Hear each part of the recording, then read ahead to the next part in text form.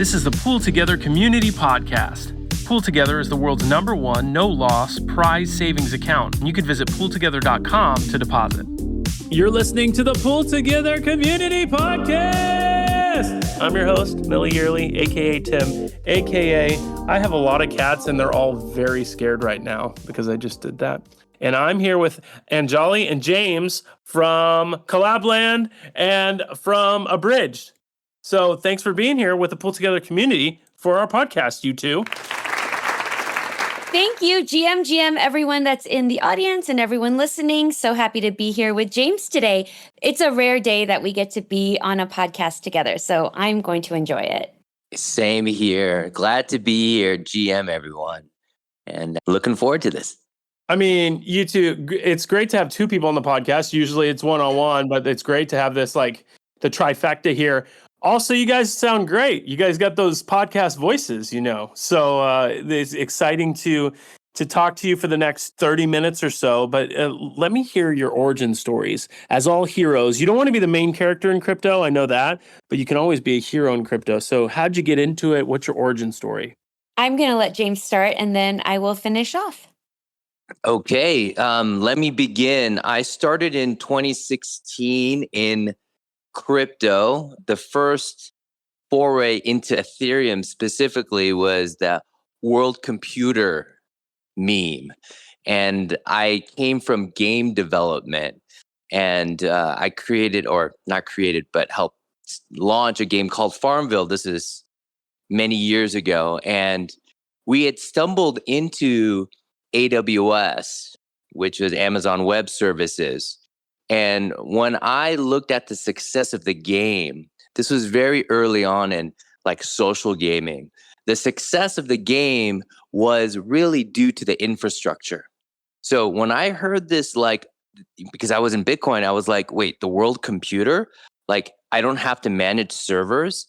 I was really excited from a technical perspective, which is not the common, I guess, origin story here when it comes to crypto. But really, as a developer, I didn't want to have to maintain or manage infrastructure. And that was really my draw into Ethereum. And then went down the rabbit hole of smart contracts and went into scalability. That got me into organizations and DAOs.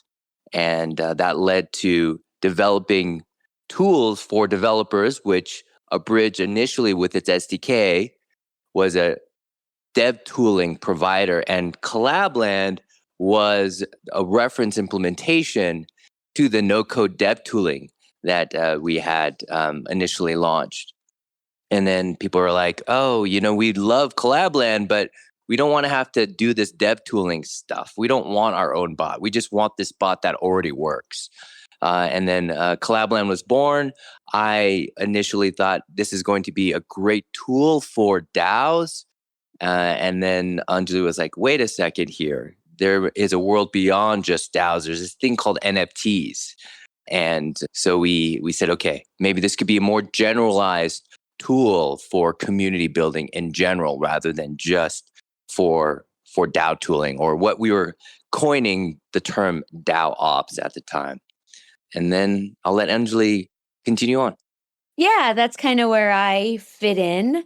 I started in early 2021. It was still very much like we're going up the DAO stack here with Abridged, and even with Collab.Land, like, oh, great, a community or DAOs are starting to use Collab.Land. This is wonderful. You know, James said it was an experiment. It was a reference implementation of our no-code tooling, one of dozens of experiments that we tried. You know, so that's really a message out there for anyone who's like, what do I do and how do I do it? Just keep going and keep experimenting and keep trying. There were lots of failures along the way. And what we thought Abridged was going to be, which started as a contract wallet and then moved into no-code tooling and then DAO ops, is now a community management tool that is supporting 50,000 communities over Telegram and Discord and token-gated websites. So you never know where you're going to end up. Just keep going and keep being curious. So my first, what I call like thumbprint on this industry would be just that. Like James and Raymond, who are the other co-founders,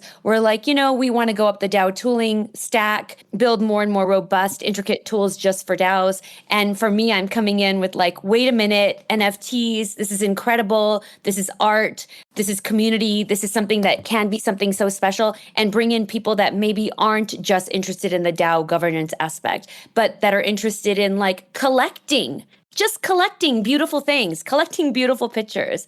And now, why don't we service them? Why don't we give them an opportunity to say, hey, everyone that just collected my picture of this project that I just put out, let's all get into a club together. And so that was my first real thumbprint on the industry. And I was literally DMing everybody from every single new project I saw coming up on Twitter.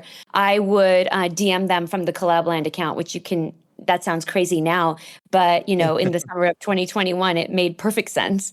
I was like, hey, do you want to try this new tool? It's called Collab.Land. You can get everyone that just bought your NFT into a group together. So that was when I started, which was, I think my first official day was like March 8th of 2021.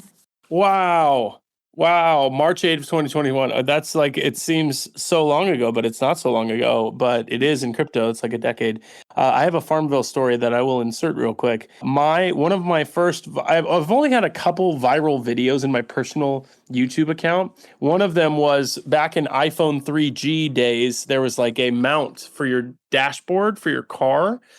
And this is like even I guess they didn't even that's when the App Store came out. So Google Maps and all of that was just coming around. But I drilled a hole in it so that I could have a dash cam. And I made a video, and it got like tons of views. But I used Animal Collective song. And so YouTube wouldn't let me show ads. So I didn't make any money off of it. But my other famous video was how to remove Farmville notifications from Facebook. So I apologize for spamming the news feed back then. I mean, we were notorious for that. Yeah. That's growth hacking, right? Like you were the first to do it. At least I think on Facebook, that was the first one that I was just like, how do I do this? I'm going to make a piece of content. And it blew. It actually still got views. And I was like, I don't think they do this anymore. I think anyway. But I love that. But how are you going to know about your lost sheep? You got to know. You got to know about the sheep, BB. But there's a connection between Farmville and Collab.Land as well, which is like Farmville was a game on Facebook, right? It's not like it was a third-party standalone platform, standalone app. It was a game that was launched on Facebook. And I think that informed a lot about Collab.Land and how Collab.Land started. I don't know, James, you want to bring that up at all? Yes, I think that was the key. So when we first started this reference implementation of Collab.Land, it was all on Telegram. And that's where crypto is still, but initially everyone was just on Telegram. And, you had the TON token. We didn't know what was going to happen. Because of my gaming roots, I know Jason Citron. We worked at the same studio. Jason's CEO of Discord. And I was like, hey, I don't know about just this bot on Telegram. Can I get onto Discord? And what I wanted to make sure was that there was some kind of relationship with the platform. And Jason was like, you know what? If I wasn't doing this like Discord thing, I'd be all into crypto. And I don't know if the viewers or anyone remember there was like a little bit of a hubbub about a wallet being in Discord. I cannot confirm or deny that I helped out with any of that. But that said, like in Discord, there were no Web3 communities. And when it comes to like starting out, right? Like you see a lot of Web3 chat platforms that, log in with your wallet and all that. We wanted to see hey, can we just bring an audience to Discord? And I would say we successfully did. And you don't have to necessarily build the whole stack yourselves. And so just kind of a lesson here for those that are getting into development, crypto, even AI, all of this. You don't have to have your own platform. You can actually build on top of others. And we've seen that successfully with like Zynga and Farmville. And you see that also with a bunch of apps in the Apple App Store as well. And I think that there is definitely a lesson there, is that you don't have to build everything from scratch. You don't have to boil the ocean day one. You can start small, and then once you get some momentum, you continue to grow. That allowed us now to have our own Collab.Land marketplace. Now you can, as a third-party developer, you can just extend the Collab.Land bot yourself. And we have turned Collab.Land from this token gating into a distribution platform. We have over 50,000 tokenized communities that have installed the bot. And so I think for us, it's that lesson coming from Facebook, extended through Apple and the App Store. And now we are trying to pay it forward by allowing third-party developers to just extend the Collab.Land bot and make it really easy to get your app noticed. Well, and like let the people who are doing the thing do it best. So here it's like Discord does it best. And they've spent, I mean, how many billions of dollars perfecting this platform? And so what do you want to do? Like for us, it was like having a place for tokenized communities to meet. We don't need to create the entire platform. And how long would it take and how much money would it take when there are these platforms that people are already comfortable with, already know how to use, and the service is already being provided by a third party. So it's, if you can get into that kind of thinking, which is like interoperability and building together, that's really how to elevate yourself in this space. I remember I was an admissions counselor for a university in South Florida, and this was like in the MySpace days and then I had like the plastic iBook that came out with the iChat cam that they called it, like the webcam built in. And so I used that to make content on MySpace to try to recruit students, because they wouldn't answer my phone calls, they wouldn't return my emails. But when I put stuff up on MySpace and message them, they would immediately respond.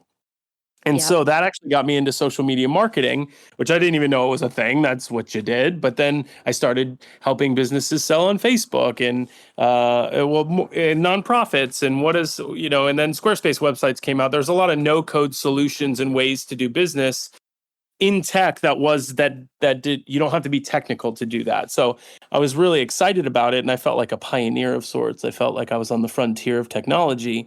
The problem with it, and I was always in the back of my head scared about this, I didn't like to build a business on something I didn't control. And so you're also seeing this in Web3, and I know this happens in Discord as well. When you're building on someone else's platform and you're constrained, that's also helpful for scope creep because you're constrained by their platform. But at the same time, you could have a super successful product, and then you're kind of like boxed in by the platform that you're on. Now, maybe this is not happening to you in Discord, but I know, like, in speaking with Decentral Games, like, they're very much Decentraland project, but they also want to be on mobile, and there's a lot of like different things that they have to jump through. So I would love to know about like using Discord and Telegram as creative constraint in what you want to do, and how does that work as far as feature building, product building? Yeah, no, that's a great question. I do think that the constraints provide creativity. And, when we were solely on Telegram, there was that existential issue of like, what if the platform shuts you down? The great thing about what we're doing in Web3 is those that are owning a token that form a community around a shared collection of assets or a shared governance contract or model, is that they can hop around, right? So we've seen Telegram communities, token communities move within like hours into Discord once available, right? And if you have that infrastructure from an asset perspective, the core community is not based on the platform. It's based on that shared ownership, so that you can then move from Telegram to Discord to other places. We actually are in the midst of refining a Collab.Land SDK so that you can actually use the same rules that you have in Telegram, Discord, and apply them to a website. And so now you can have website gating. And so I think that Web3, crypto, the shared ownership that changes the game a bit. And actually, it's critical so that now these communities can leverage the platform instead of just being leveraged by the platform. And I think also in this kind of, major tech wave that we're seeing, I do believe there is this future where AI and crypto have this collision course where we're going to, with the no code tools, redefine what it means to be a developer. And so we're lowering the bar, and AI is going to help that. AI is helping itself, where current versions of AI are generating and making the next version of itself. It's this weird kind of space that we're in now, where there's just so much empowerment. And I think that we're going to need AI. I think that it's going to unlock a lot of great things. But I also do think there's a dark side to AI. Actually, this literally took me 10 minutes to make. I uploaded a photo of myself and I uploaded a sample audio of myself. And it generated the video and it generated the audio. It was completely 100% synthesized. I'll find the link and I'll put it in the PoolTogether chat here after this call or this podcast. And it was pretty amazing. And what I think is going to happen in the short term is that it's going to be hard to know if you're talking to a real person online or a synth, AI generated character. And I think this is where crypto, again, will meet AI, where your decentralized ID is going to be how you can verify, like you verify a transaction or verify by signing a message, who you are. And you're going to need that ID. That this decentralized ID concept has been around for over a decade, but really didn't have a use case. So I think that, we are going to see this future, and I don't mean to take this off topic. I guess I'm suffering from a bit of ADHD as well, but I think it's relevant here when it comes to like the constraints of a platform lead to actually empowerment because you have shared ownership of an asset and the community now is in control, no longer the platform. But what we're going to need to do with these constraints and, no code tooling with AI, we're going to lower the barrier. We're going to have more developers. You don't have to be this high priest of technology to have to learn a programming language and go to school and all this stuff. You're going to be able to just speak in regular natural language to an AI, and you're going to be able to make apps. But on the flip side, we're going to also need to protect ourselves. And this is where decentralized IDs come in. So I think it's all in this next cycle as we, get out of this bear, there's going to be something there. And this is kind of where we're trying to really empower communities and take them to the next level and go beyond just token gating. Token gating is the first fundamental step, but it's just the beginning.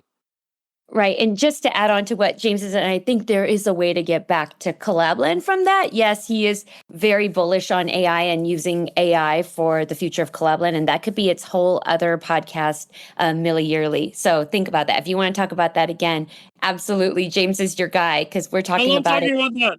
Yeah, so good. Yes, please. He can be on for many hours talking about that.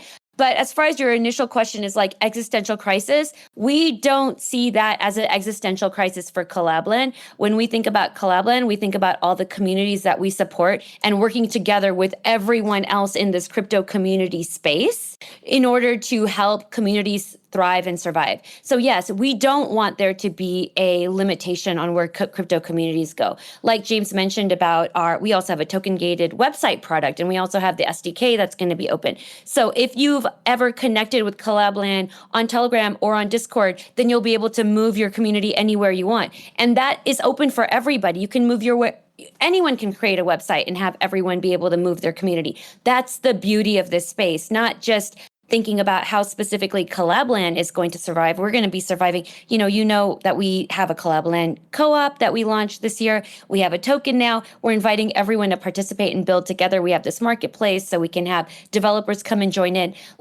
I think less specifically about Collab.Land and how Collab.Land will survive, but more about how do we make sure crypto communities survive and what can we all do to help crypto communities survive and thrive. And that's because we've seen through Collab.Land that this has been a way for adoption. In the last bear market or in the last bull market, this is where the most people came into crypto. And so we really need to keep that precious. How do we keep community at the core of what we're doing and make sure that it always is has a seat at the table? And so it's more when we talk about what are we going to do with Collab.Land, and now we have our whole community to help us, guide us, but it's how do we make sure that crypto communities can survive moving forward and keeping them at really the heart of what we're doing? And we do. So that's where we're headed. I love that also with the website, and that's kind of getting to the future of Collab.Land, right? Like new features, that sort of thing. I do remember going to ETH Denver for the first time. I've been to the last two. So what was that? 2023. So 2022 was my first ETH Denver. And I remember being on the plane and somebody came up to me like, oh yeah, we should connect. What's your Telegram? And I was like, I have Discord. Like, what's this Telegram stuff? Like, do I have to have another platform? And that's really cool to hear like the origin, like moving communities to this gamer platform to where I communicate with my friends who are in like Web 2 companies or other things. And they're all slacking and they hear that I work in Discord and they're like, what? Are you playing Call of Duty every day? Why are you in Discord? So that's fun. But if you could speak to the future of Collab.Land, just show us the vision. And, for that, because it sounds like, I know there's Discord, there's Telegram, there's websites, but I know your core audience is community.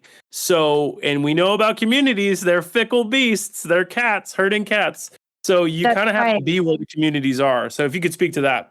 Yes, you have to be where communities are, and you need to serve your communities. So the future of Collab.Land is serving communities. And how are we going to do that?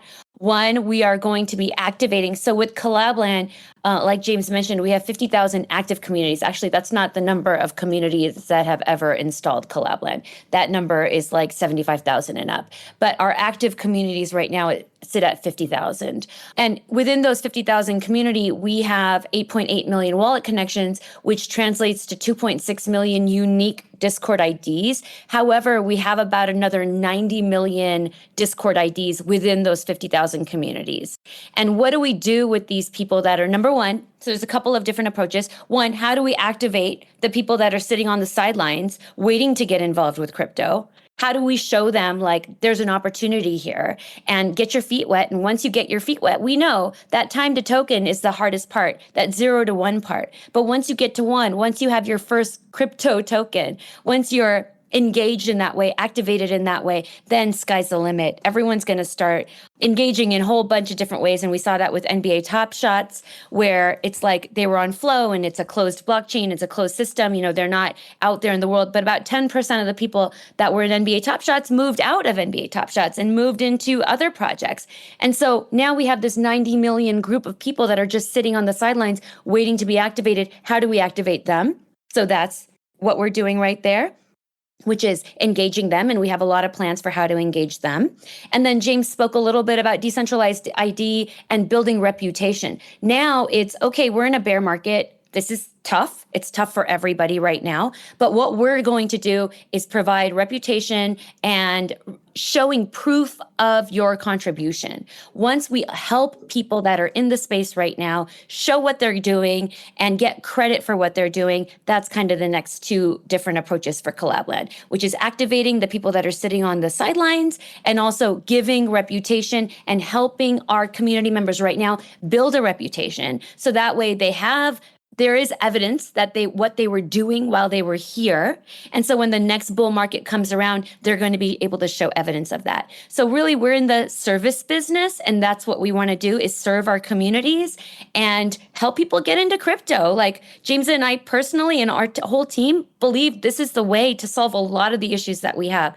Global coordination is key for this next part of what's happening, even for the rest of my life. We have hunger, we have water, we have global warming. There are so many we're in a war state right now. There's so many issues that are going on globally that would be solved with human global coordination. And so that's kind of like the North Star for both of us, which is getting more people into this space and then also giving the people that are in this space right now a reputation that they can take with them. And just to kind of bring it back a little bit to AI as well.